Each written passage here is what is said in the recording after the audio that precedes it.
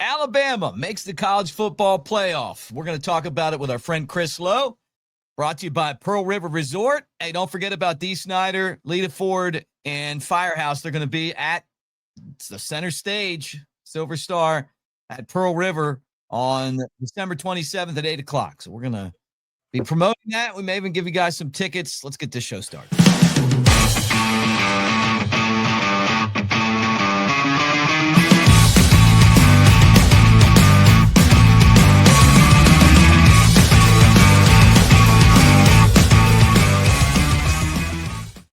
All right, there he is, Chris Lowe from On 3. I'm Mick Gillespie. If you guys knew all the stuff going on behind the scenes, it would blow your mind, but that's what he's here for. He's behind the scenes in football. Great to see you, Chris. Your thoughts on the SEC championship game? Didn't go Bama's way. No, and it was physically, I think that's the thing that I didn't see that coming, that Georgia would just beat them up physically like that.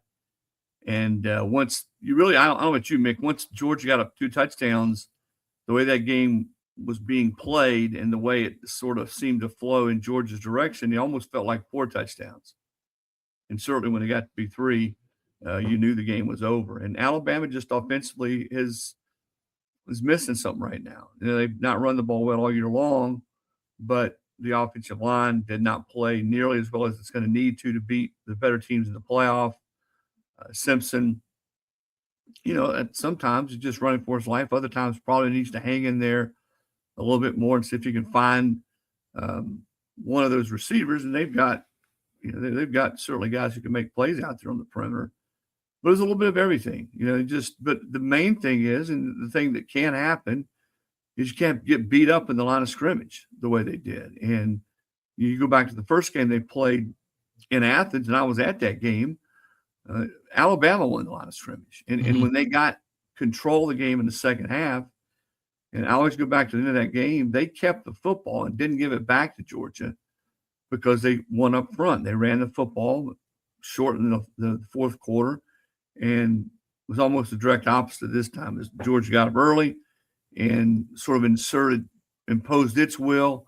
And again, to repeat what I said a minute ago, I just never felt after they got up 2 touchdowns the Bama was going to come back and win that football game. No, they're the walking wounded right now. I mean, you're talking about 4th string running back, and your star center's out, and your wide receiver and running back are playing hurt, and then you're missing one of your best guys on defense. I mean, when you look at all of the guys that are banged up, you know, it doesn't surprise me at all that Bama struggled, you know, and this is, you know, a new day and age of college football where you plan an NFL schedule. Mm-hmm.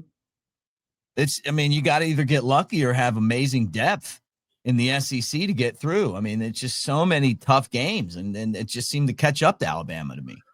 And people don't have the depth. When I say people, the Georgias and Alabamas of the world don't have the depth they had in 20 and 21 and 22 because of the portal and kids leave. You don't have 8, 9 offensive linemen who are ready to play. I mean, Georgia was missing probably its best offensive lineman. Drew Bobo didn't play in that game, their center. And that's the thing to me that always set Bama and Georgia apart, Mick, during their run, was that they were just deeper than everybody else.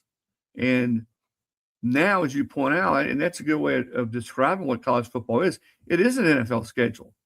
Alabama's played 13 games. This Oklahoma will be their 14th game. Right.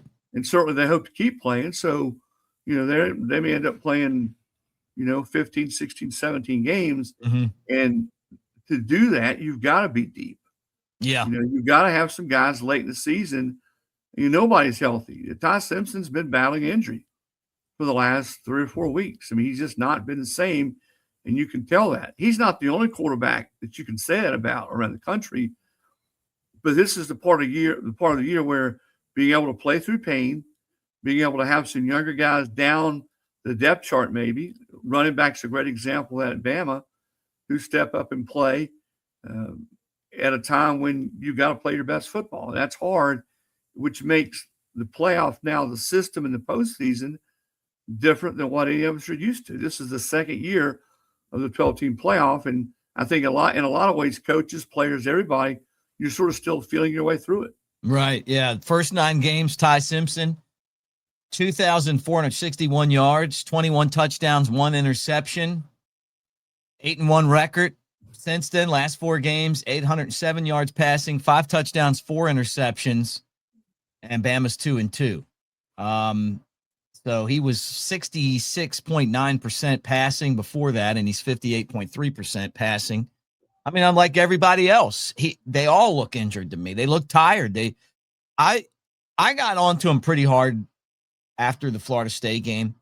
I thought the Oklahoma game was one of those games they played hard, had some bad breaks, made some mistakes, but one they could have won. And I thought this one they just looked injured, and when you're injured and you don't have your best players, it's really hard to get on a team because that's not the team that you brought out at the beginning of the year. And what I'm hopeful for is that Bama can get healthy going into this Oklahoma game because they're going to have to win. And I think that's why when you start handicapping the playoff and trying to figure out who's in the best shape to win, you've got to look at who's healthy, who's not, who's got that depth, who's good at backup quarterback, for instance. Right. You go back to last year. Some of those teams in the playoff had to play. Georgia had to play its backup quarterback in the playoff and lost its first game, after Carson Beck went down. So there are factors like that come into play in a longer season, certainly when you have to win. In Bama's case, Bama does not get a bye, so they have to win 4 games to win the national title. Think about that, that's a quarter of a season. Yeah, I know. Ohio State did it last year. Yeah, it's unique. It's not what we're used to. So a lot of teams are banged up right now. Oklahoma's not healthy. They've lost some key players, certainly in their defensive line and some other places. But I do think you got to have other guys, whether it's in the backfield for Alabama. Ty Simpson's not going to just magically transform and get 100% healthy. He's been battling an injury and then gutting it out since the South Carolina game. Right. And one of the reasons you haven't seen him throw the ball down the field maybe as well or as accurate as he did early in the season, so you got to scheme around that. You got to figure out ways to do things. And, I know this about Ty Simpson. He is one tough cookie. Yeah. He will be ready to go. He will compete. And you've sort of seen the guys around him really all year long have rallied around him, Mick. And I think that'll happen again in this Oklahoma game. Yeah. Well, I'm excited about it. So I thought about you when the announcement was made, when Alabama was selected for the college football playoff. They did not drop. Rightly so, I thought. Before I even get into this, guys, I want to remind you, and I got one of these hats right here. AveD, that's our AveD QR code right there. Mick Nation, join Mick Nation. We're giving these away. Also, because some of you guys can't get to the Pie Factory in Jasper for our next live show. Jay Coker and I will be there, Jasper, Alabama, honoring our man, Brett Elmore, the late, great, big, sexy Elmo. We're going to do that on December 18th. So that from 5 to 7. So we'll have some of these, but if you can't get there, hey, join our Avenue D home. There's the QR code. Get in there, pick games. We give away cash prizes each week. It's all free. And swag. I like these right here. If you look close, the show logo is right in the O in Roll Tide. So I see Chris. I'm watching in here, and boom, there it is. Alabama, number 9, playing Oklahoma. And I'm shocked. And then Vegas, everybody thought that it was going to be Notre Dame, and it's Miami. And it has caused a big stink in college football. Notre Dame was so angry that they didn't even play in a bowl game. They backed out. They don't want to be involved in a bowl game. They're mad at the ACC. But you said on here that head-to-head should count twice. You're exactly right, and that's how the committee saw it. Mm-hmm. They lost to Miami. There were 2 things that I thought were the case that ended up being the case. Now this is only the second year of the 12-team playoff, so we didn't have a big body of work to judge it on. But I felt pretty confident, and we talked about it last week, that the committee was not in the business of penalizing teams that made your conference championship game. They did not want to set that precedent. And even though Bama was beaten soundly, and I think probably it made Sunday a little more unnerving for Greg Byrne and Kalen DeBoer and all the Alabama fans than they wanted it to be. At the end of the day, I did not think Alabama would slip out of the playoff, and they didn't. Right. The second thing is when it's close, and it was close between Miami and Notre Dame. Each had won 10 games, and Miami had beat Notre Dame head-to-head. And I think Notre Dame's a really good football team. I think if you ask Vegas right now, the odds on all the 12 teams in, they probably would be favored to beat, I don't know, 7 or 8 teams in the playoff, give or take. But the head-to-head factor, again, and here's the key phrase, Mick, when it's close, and they were seated there at the end, or I say seated, ranked back-to-back. And when you saw those rankings, you're like, uh-oh. Not uh-oh, but Miami's going to get in. And I feel like in football, unless one team's 2 wins more or one team other than that head-to-head had a much harder schedule and has a better overall resume, which was not the case in this point, when it's close or even, then head-to-head should always be the difference. And I think that's what happened. Yeah, I agree. Look, Alabama fans know this. Bryce Young, last year at Alabama, lose to Tennessee in one of the worst officiated games. Fishy to me, Chris. You don't even have to comment, but I thought it was fishy, some of the calls. Hated that one. Lost, and that was like last-second field goal. Then lost to LSU. They go for 2, didn't play a great game. Bill O'Brien's game call wasn't great. We didn't play great, but lost 2 games on the last play with Bryce Young, who was the Heisman Trophy winner, Jahmyr Gibbs, who's like the next Barry Sanders. We had players all over the place, but we didn't go. We were the 5th team. Same thing happened to Alabama. Remember, they were 4th, and then they had or maybe they were 5th, and then the team ahead of them was Kansas State. They didn't, or TCU or whoever it was. They didn't even move the needle, right? And Bama had to play in the Sugar Bowl against Kansas State. And it stunk. I mean, no doubt about it, because it was the same thing. Bama could have ran the table with that team. But the problem that I have with this is it happens. That's just it. If Notre Dame would have won one of those 2 games, they'd be in right now. Some people were like, well, if they would have played, instead of playing, 10 cupcakes, if they would have played 11, they'd be in. I hope that's not where we're going, but it really bothers me to see teams opting out of bowl games, because isn't the whole reason that we do this is because we like playing football? It doesn't feel like that anymore. Well, it's changed. And, Nick Saban he predicted this. He said, when we go down this playoff road, he says, you're going to de-emphasize bowl games to the point to where people aren't going to play in them. They're not going to be as big a deal because everything is geared now toward the playoff. That's it.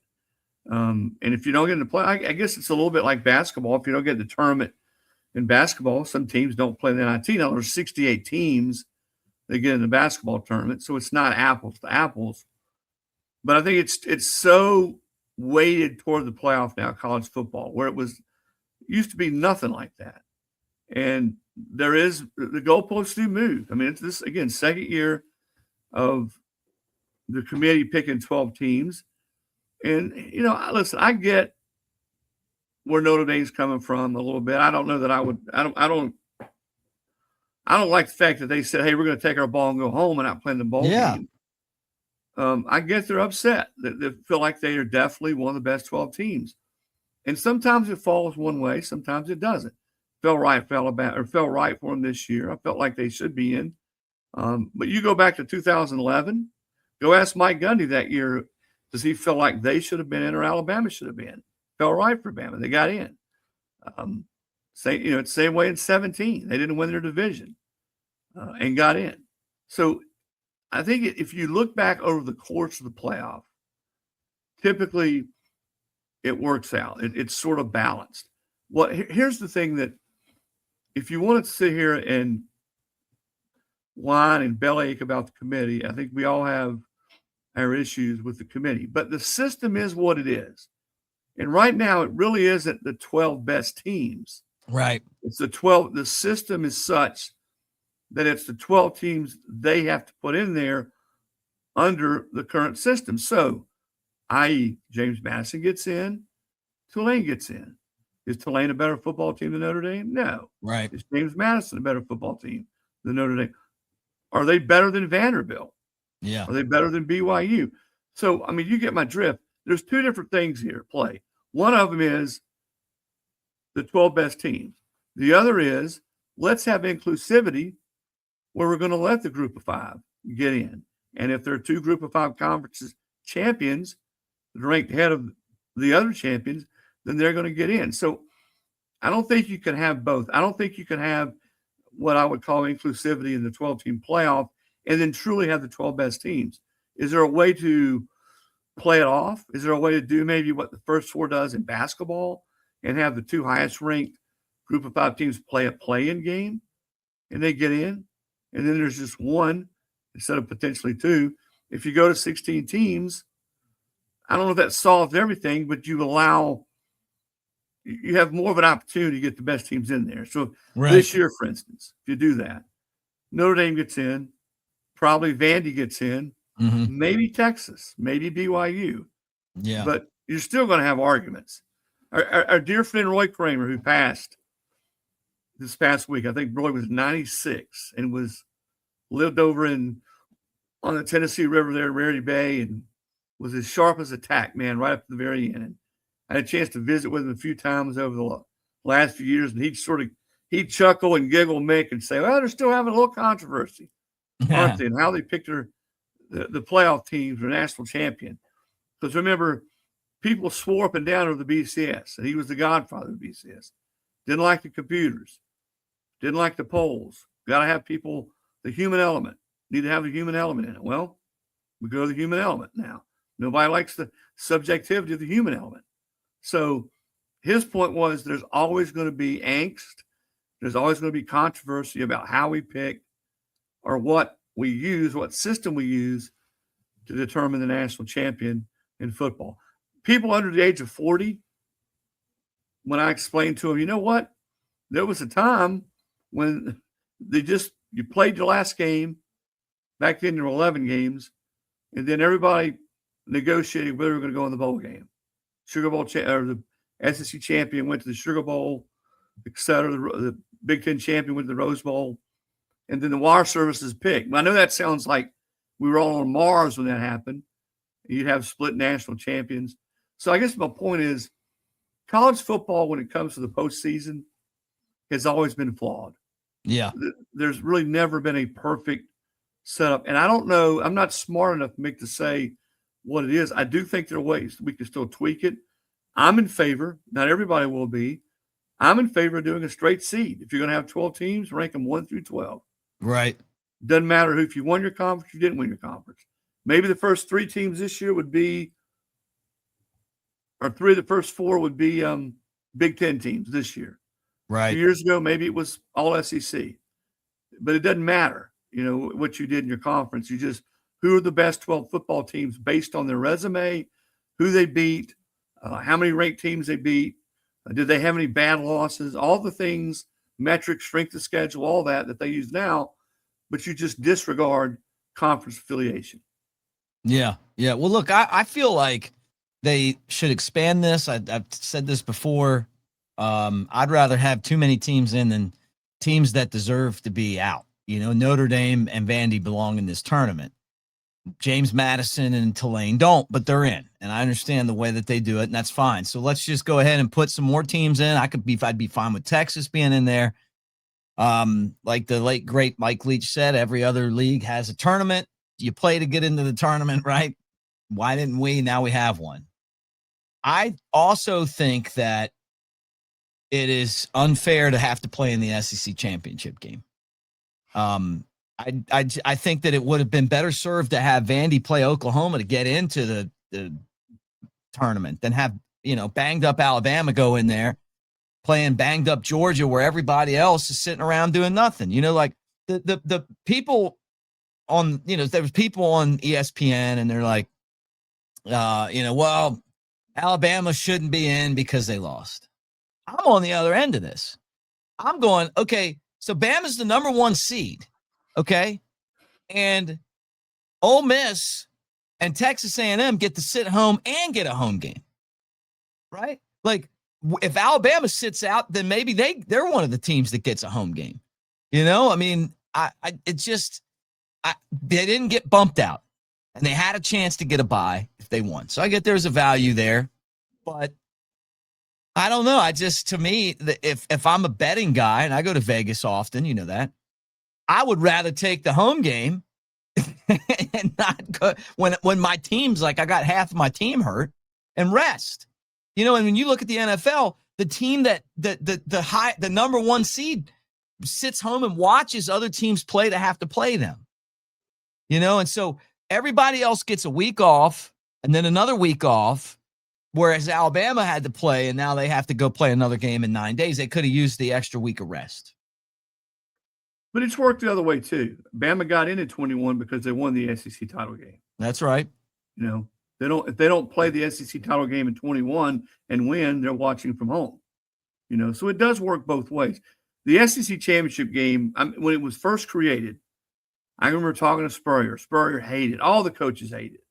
It's going to kill us the national championship. Well, it really didn't. Now that you go to 12, and I've heard other coaches say what you just said, and I think there's some merit to that. But, at 17, I go back to 17, Bama loses to Auburn the last game of the year. Georgia and Auburn play in the SEC title game.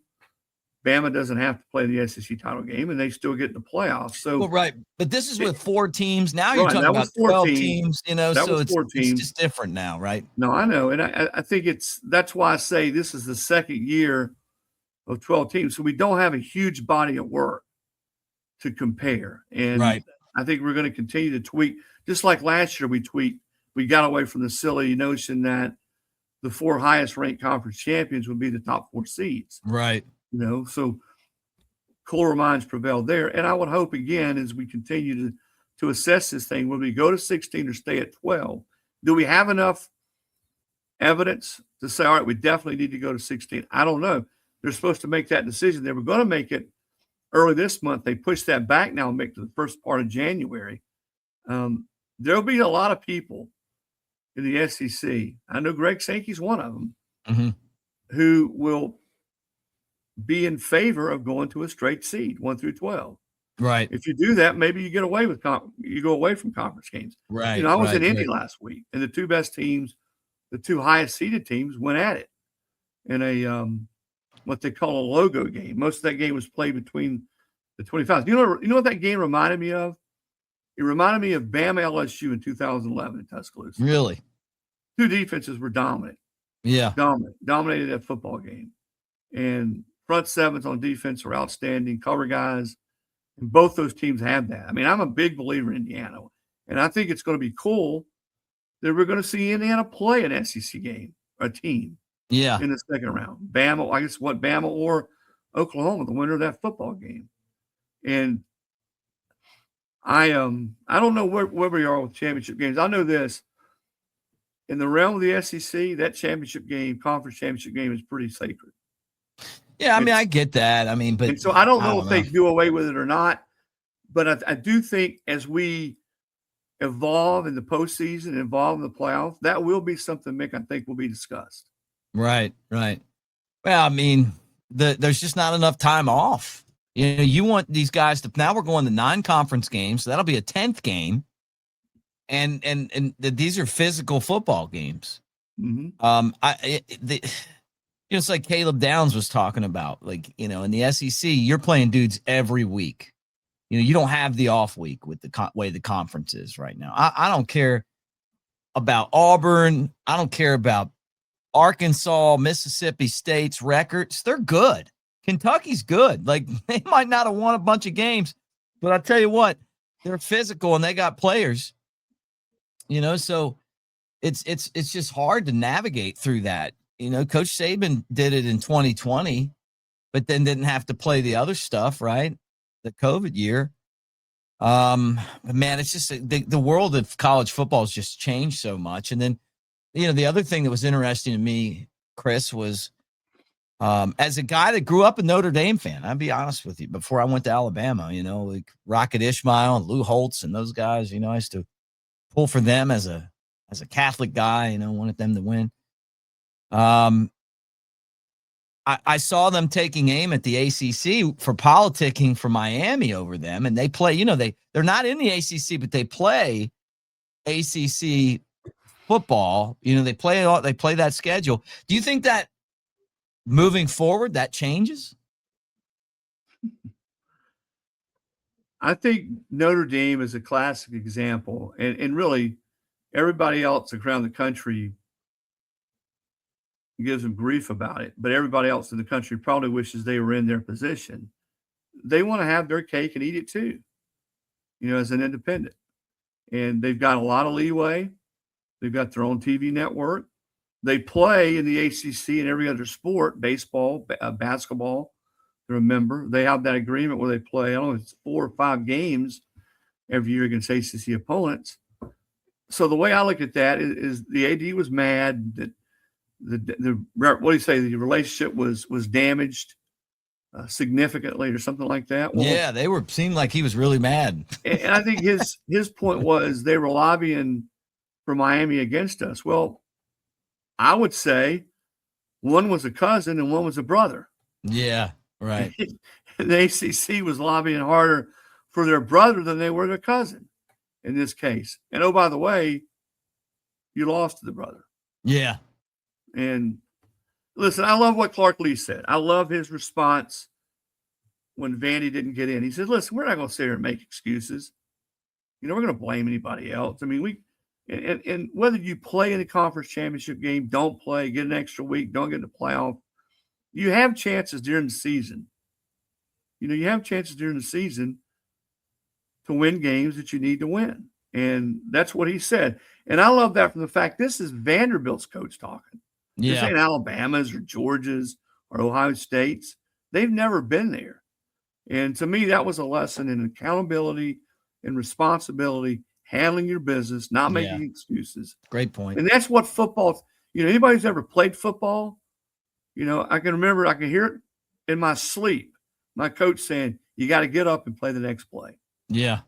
And that's what football is. And for all these people who are bitching and belly aching and whining about not getting in or they don't get an extra week off, hey, it's a system.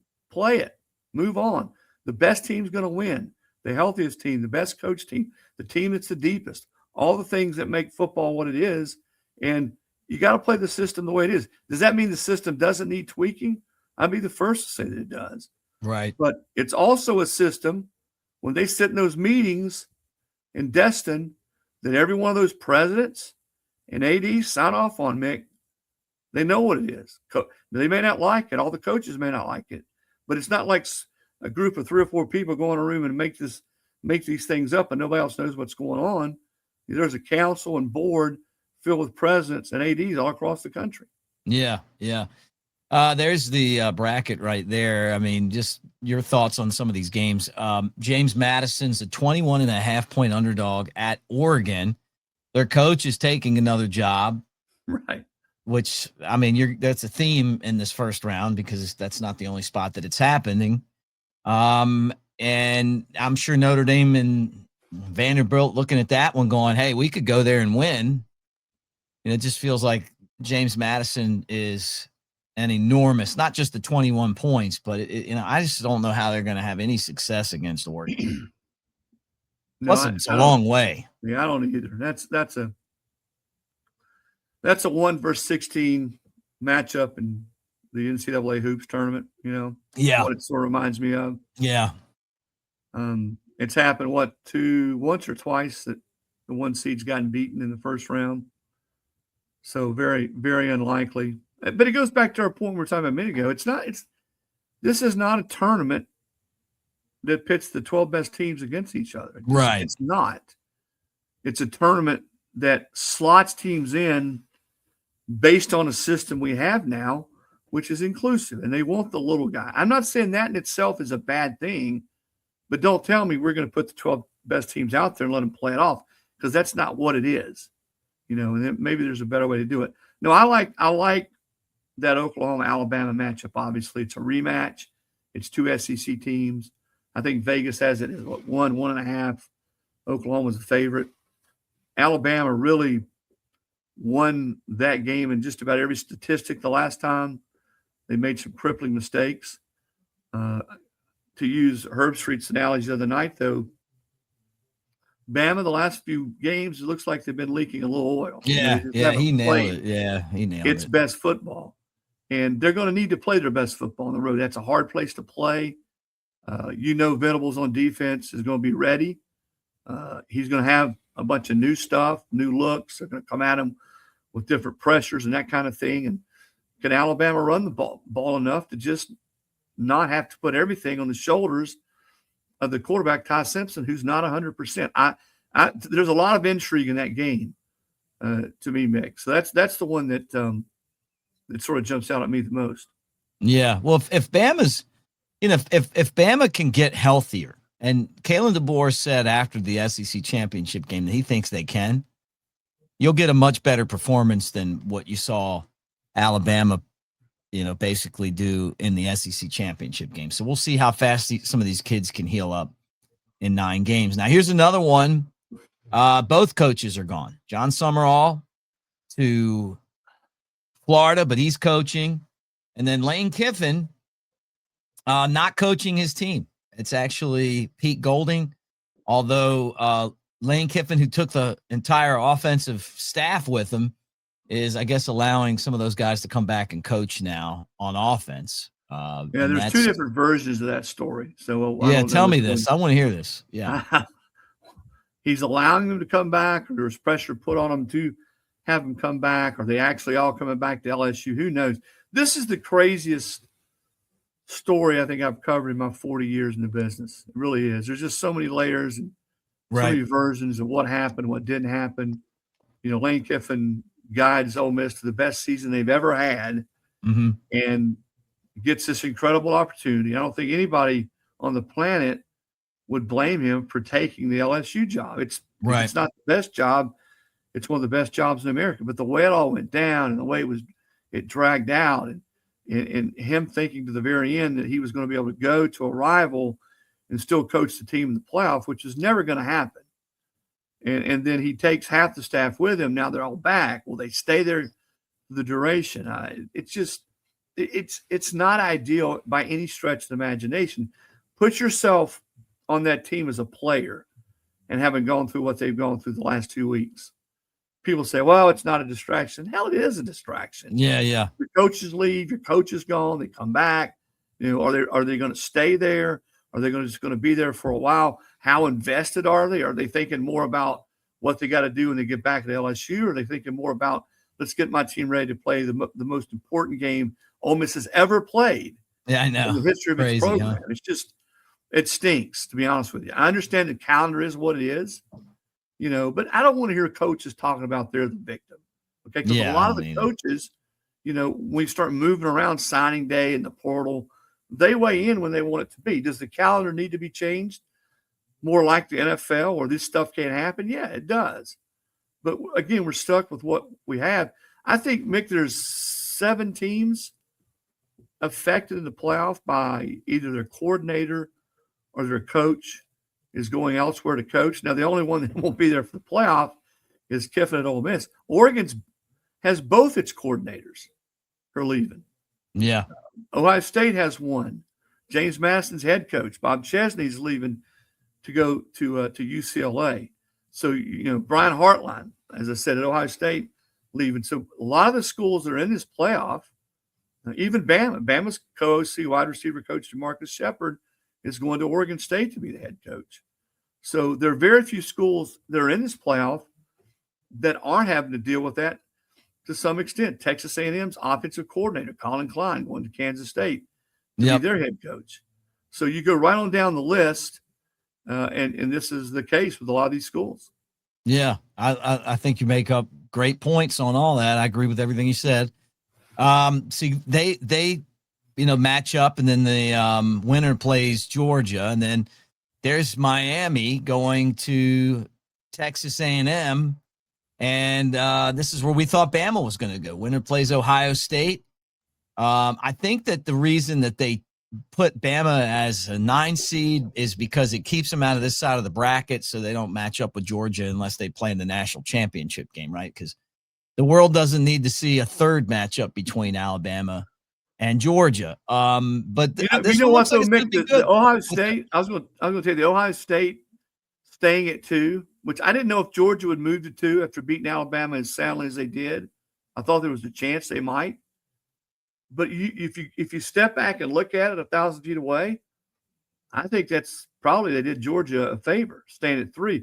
You look at their side, who they're going to have to play potentially versus who Ohio State may have to play potentially at 2. Right. I think it's a better draw for the Dogs. Yeah. Yeah. Look, I love the draw Bama got. I think that the committee did a terrible job last year. I didn't like any of it. I thought it was just pathetic watching some of the buys the teams got. I think they did a great job this year. I got to say it's the exact opposite. I think they did a fantastic job. I think that Notre Dame can be upset, and it's the system. It's not the committee. Right. Committee didn't have a choice. They had to take Tulane, and they had to take James Madison. They couldn't have not taken him the way that the rules were set up and the way they lined it up. But I love it. I think this is a really, really good field. I'm excited about it. I wish it would have been like this last year, and I hope they expand it and we have more teams in because it's more meaningful college football, and I think that just as guys that cover college football, it gives us more to talk about. Yeah, I'm always we were talking about this in Indy, some of the guys I was there with. And it's not just this year, but every year I always look at it. Of course, it used to be 4 teams. How many teams legitimately have a chance to win the national title? Right, not many. Because you got to win at least 3, right? If you're a bye, if you're Ohio State, you got to win 3. For Indiana, Georgia, if you're Alabama, you're Oklahoma, you're Oregon, you got to win 4. How many teams in college football playing this level of competition at the end of the year are equipped to do that? I think what would you say, Mick? 4 to 6 teams legitimately have a chance to do that? Yeah, right. And we can open up the tournament, playoff, what are you going to call it, as much as you want. I still think it's going to be the same usual suspects that win it all. Yeah, no doubt Maybe about Indiana proves me wrong this year. Maybe Indiana's a team that sort of bucks the system. Still hard to believe. Nobody in Division I football, nobody coming in this season had more losses in its history than Indiana. I know, it's crazy. 15 losses. People have asked, and I guess this is probably a good thing to kind of wrap things up. He was a coach at Alabama, and I heard from a player that was on was on one of the teams that nobody really considered him as someone that they thought as an up and coming coach. It wasn't like Kirby Smart. It wasn't like, Lane Kiffin. I mean, Steve Sarkisian. Like even though those guys had been head coaches before, not Kirby. It wasn't like, I don't know, like half of these coaches around the league that played, that coached at Alabama and went on, that nobody saw this coming. And the crazy thing is, or at least that's what I was told, is that the guy finally gets an opportunity at James Madison, and he may be the guy. Who knows? I mean, what he's doing right now is historically amazing. Yeah, I think part of that was he was not a younger coach. Typically, right. When we start, and we're guilty of that in the media, you start writing down your 10 guys who are the next up and coming thing. Almost invariably make their younger guys, typically. And, Kurt was not. And I remember dealing with him some. Of course, when you coach under Saban, those guys, you don't have a lot of interaction with them in the media because his assistants only talk maybe once or twice a year. Yeah. And he wasn't even coordinator. But I remember I knew that there was respect for him as a football coach and how disciplined he was and how confident. He's always been a confident dude. And that's the way his team plays. His team plays with that same confidence in your grill. We don't care what your brand is or where we're playing or what, or how many 5-star guys you have. And that's sort of what Indiana has been. But yeah, you're right. He was not, when you look at all those assistants that Nick had over the years, back there in real time, I don't think you would have pointed to Kurt and said he's going to be the one that's maybe done as remarkable job as anybody. Yeah. Well, for them to go undefeated and to beat Ohio State for the first time in a long time and win that championship game the question, I guess the last thing I want to ask you is I said on the tailgate show last week that I thought that their crowd, that all the Indiana fans were going to show up and outnumber the Ohio State fans. Was I right? Oh yeah, man. They showed Yes, sir. up. I knew it because the it was Indiana their candy strap pants were those red and white candy stripe pants. They were out in force there in Indy on a cold night, December 9th there in Indianapolis. Yeah, well, that's awesome, man. Well, they're a team that I think everybody's kind of pulling for. Although if Bama beats Oklahoma, they won't be pulling for them anymore. We'll see them in the Rose Bowl. Chris, always great to talk to you, man. Thank you for being patient. We had the power went out in here 3 times now. We had it go out on Saturday for the post-game show, Sunday for the selection show, and then it went out during our interview, which I'll edit out of this. But my electrician actually said he turned it off. So we got a new breaker. We're supposed to be in good shape now the rest of the way. So thumbs up on that. Thank you for doing that. Tell everybody what's going on with you at On3. And you guys at On3 do an amazing job. Shannon Terry has put together a dream team of college football people, and I have nothing but love for everything that you guys are doing. Well, thank you for saying that. It's been a lot of fun. We do have a good team. I've got a lot of good teammates, but yeah, you can get us at on3.com. You know, sort of the tail end now of the coaching cycle. That went for 2 weeks, basically bam, bam, bam now. But now going forward, we've got our All-America team coming out. We've got a lot of coverage leading into the playoff, and we'll be everywhere. We'll have someone at every playoff game, and certainly look forward to it. But it's always good catching up with you. And hey, you should have a little controversy, a little adversity today on the show, because that's what we had coming out of the playoff selection rankings, right? So it's part of the whole theme. It sure is. Well, we made it though. We made it through the show with only one power outage. So, hopefully it never happens again. Guys, make sure you check out Chris Lowe. And I want to remind you too, with the holidays here, take advantage of our promo code Bama Tailgate and pick up, one of those great prints. Always awesome deals, including the crispy screen. You guys know that. And here's Shank to tell you about it. Roll Tide, Chris. Thank you. In some places, football is a sport. In Alabama, it's a fine art. New Life Art is now accepting pre-orders for Daniel A. Moore's next Crimson Classic, the crispy screen, guys.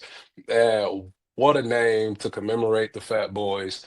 This masterwork commemorates the screen pass to Caden Proctor that outsmarted Kirby and the Georgia defense. Proctor's catch and bulldog dozing run set up Ty Simpson's 3-yard touchdown just before the half, which was a big score for us, guys. Visit DanielMooreArt.com to see the artist's preliminary sketch and take advantage of a special pre-publication pricing for the crispy screen. Go ahead, get into that. Go get you one of those Caden Proctor prints. I'm super excited to get mine in because he's living a dream of all the Fat Boys.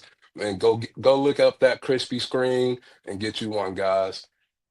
I may not suit up on Saturdays anymore, but I'm still in the game. Let's roll. In here, I call the plays, make adjustments, and lay it on the line. Want to feel that fire, that rush? Then you've got to get in the game. I used to say it in the tunnel, and I still say it now. Let's roll.